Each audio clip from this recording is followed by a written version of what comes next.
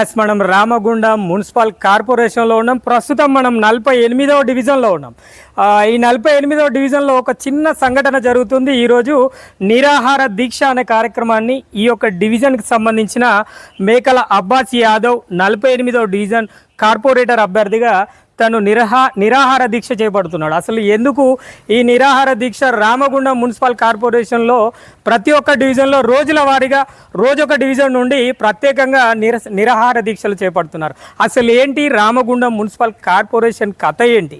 ముందు మనం తెలుసుకునేది ఏంటంటే, ఈ యొక్క 48వ డివిజన్లో ఈ యువకులందరినీ చూస్తున్నాం. ప్రతి ఒక్క యువకులు కనబడుతున్నారు. ఇక్కడ ప్రస్తుతం అంతా ఎలాంటిగా వాళ్ళకు భద్రత కల్పించుకోకుండా, అంటే ఆరోగ్య విషయాలను కూడా పట్టింపు లేకుండా వాళ్ళు ధర్నా కార్యక్రమాన్ని చేస్తున్నారు. ఒకసారి వారితో మాట్లాడదాం.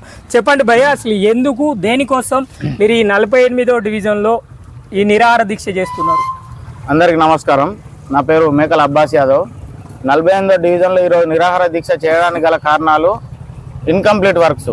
గవర్నమెంట్ తరఫున వచ్చిన ఏ వర్క్ అయినా కూడా పూర్తిగా చేయకుండా సగం ఇక్కడ రోడ్డు వేస్తే అక్కడ డ్రైనేజ్ ప్రాబ్లం, అక్కడ డ్రైనేజ్ దవ్విరంటే ఇక్కడ వాటర్ లైన్ ప్రాబ్లం, ఇలా ఒకదానికొకటి ఇంటర్లింక్ లేకుండా చాలా సమస్యలు ఈ డివిజన్ లో ఉన్నాయి. ముందు మీరు ఈ విషయం చెప్పండి, మీరు ఏ పార్టీకి చెందిన అభ్యర్థి? నేను ఇండిపెండెంట్ అభ్యర్థి. ఎలాంటి పార్టీతో నాకు సంబంధం లేదు. కేవలం మీ డివిజన్ అభివృద్ధి కోసమే ధర్నా చేస్తున్నాను. ఎవరితో ఆయన మాట్లాడారా ఎక్కడికైనా? ఇప్పుడు ఎవరితో మాట్లాడలేదు. ఇంతవరకు మాకు ఎలాంటి స్పందన వాళ్ళ నుంచి రాలేదు. మాట్లాడాం, కార్పొరేటర్ చూసుకుంటాను ఎక్కడ వేసిన గొంగడికి అక్కలే అన్నట్టు ఆయన బిజీలో ఆయన ఉన్నాడు. ఆయన డివిజన్ మీద పట్టింపు లేదు. ఆయన వ్యక్తిగతంగా కూడా గవర్నమెంట్కి సంబంధించిన ప్రాపర్టీని కబ్జాలో కూడా పెట్టుకున్నాడు.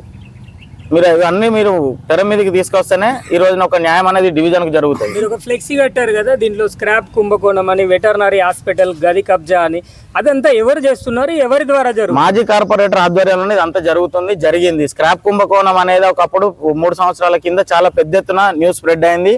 కొన్ని లక్షలు విలువ చేసే స్క్రాప్ దొంగలు అమ్ముకున్నారు. దాని మీద ఎఫ్ఐఆర్ కూడా బుక్ అయి ఉంది. మన అంతకుముందు మాజీ కార్పొరేటర్ ముప్పిరి సత్యప్రసాద్ అని చెప్పేసి లక్ష్మీనారాయణ కార్పొరేటర్, ఆయన గవర్నర్ దాకా వెళ్ళి కూడా ఒక లెటర్ అప్పచెప్పడం రావడం జరిగింది. ఈ రోజు ఇక్కడ ఏం కావాలని మీరు కూర్చుని? ఇవే డిమాండ్స్ అండి, మా ఏం లేదు. వీటి మీద న్యాయం జరగాలి, ఈ డివిజన్ అభివృద్ధి కావాలి. మహిళా భవన్ అని చెప్పి 10 లక్షలతో కట్టిర్రు, అది కూడా నిరుపయోగంగానే ఉన్నది.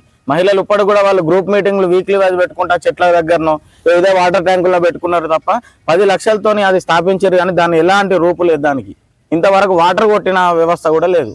ఎస్, మనం చూడొచ్చు. ఇంకా వీళ్ళు చెప్తున్న సమస్యలు ఇక్కడ స్క్రాప్ కుంభకోణం అంటున్నారు, వెటర్నరీ హాస్పిటల్కి సంబంధించిన వెనుక గది కబ్జా అని చెప్తున్నారు, వాటర్ ట్యాంకు నుండి కృష్ణవేణి టాలెంట్ స్కూల్ వరకు రోడ్డు వేయాలి అని చెప్పేసి చెప్తున్నారు. మరి పూర్తి స్థాయిగా ఆలోచిస్తే రామగుండం మున్సిపల్ కార్పొరేషన్ అధికార యంత్రాంగం ఏ మేరకు పనిచేస్తుందో మనకు అర్థమవుతుంది. అదేవిధంగా గత నాయకుల కోసం వీళ్ళు చెప్తున్నారు. గత నాయకులే కావచ్చు, ప్రస్తుత నాయకులే కావచ్చు, వారిపైన వీళ్ళు ఆరోపణలు చేస్తున్నారు. వాళ్ళు ఎంతైనా నిరూపించుకోవాల్సిన అవసరం కూడా కనబడుతుంది. కానీ ఇక్కడికి ఎవరు కూడా ఈ యువకుల దగ్గరికి, అధికారులు కావచ్చు, ప్రజానాయకులు ఎవరైనా కూడా ఇప్పటి వరకు ఇక్కడికి రాని సందర్భమే కనబడుతుంది. ఇదంతా మనం చూస్తున్నాం. ప్రత్యేకంగా మనం 48వ డివిజన్, ఇది మారుతి నగర్ ఏరియాలోనే ఉన్నాం. మనం ప్రస్తుతం చూస్తున్నాం. ఇక్కడ ఈ యొక్క డివిజన్ పరిస్థితులను కూడా మనం పూర్తిగా పరీక్షించవచ్చు. రోడ్డు యొక్క వ్యవస్థ కావచ్చు, లేదంటే డ్రైనేజ్ వ్యవస్థ కావచ్చు, పూర్తిగా నిర్వీర్యంగానే ఉందనే చెప్పుకోవచ్చు. ఇది పూర్తిగా న్యాయం కోసం పోరాటం చేస్తున్నారనే చెప్పుకోవాలి మనం. ఇక్కడ ఉన్న సమస్యలను మరొకసారి మన ఛానల్ ద్వారా ప్రత్యేకంగా మున్సిపల్ కార్పొరేషన్ అధికారులకు అందించే ప్రయత్నం చేద్దాం.